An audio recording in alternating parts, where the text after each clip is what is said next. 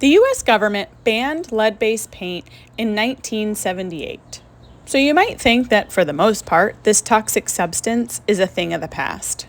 Not quite. Researchers have spent centuries discussing the harms of lead paint exposure, as well as attempting to educate the public about how they can keep themselves and their children safe. Despite all this effort, children still wind up in the hospital with lead poisoning. In fact, just this last February, I read about a young boy in Chicago who ended up in the hospital, and I found myself thinking, how can we better envision an invisible product that has a very heavy impact on our everyday lives? How can we use clothing to re-visualize the impact of lead paint?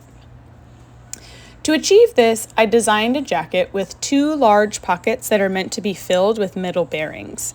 The jacket represents the environmental factors that we carry as we age, and the bearings represent lead. Children who are chronically exposed to lead paint face permanent physical brain structure changes that make processing information and decision-making difficult with age. So as the jacket is filled, it serves as a tool to visualize the chronic weight of lead exposure and underscore this added struggle. You might also notice the bright colors that I chose, which speaks to a lesser-known fact about lead-based paint. It's sweet, making it all the more intriguing to young, discovering hands when the walls are beginning to chip.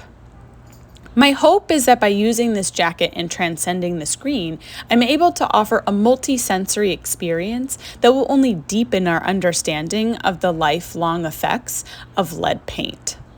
So let's get scientific for a second. Children have what are considered elevated levels if they reach 3.5 micrograms of lead per deciliter of blood. That's 51 micrograms in the bloodstream of an average 5-year-old. Unfortunately, news often breaks telling us that children suffer from levels far higher than 3.5. Remember the young boy that I mentioned? Well, his levels when he went to the hospital came back as 37 micrograms per deciliter. In a 2-year-old boy, that's approximately 776 micrograms in his entire body.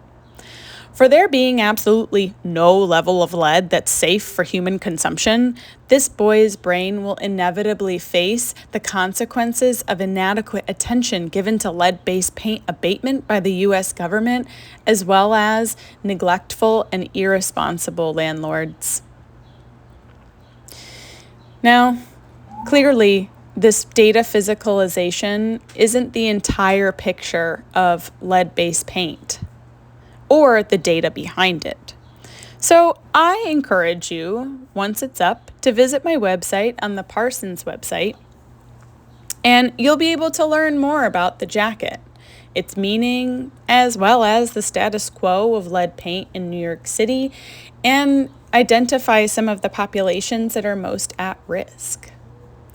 What I hope that we take with us from this presentation here today is that we 100% do not need to wait another 45 years to ensure that our children are safe from lead.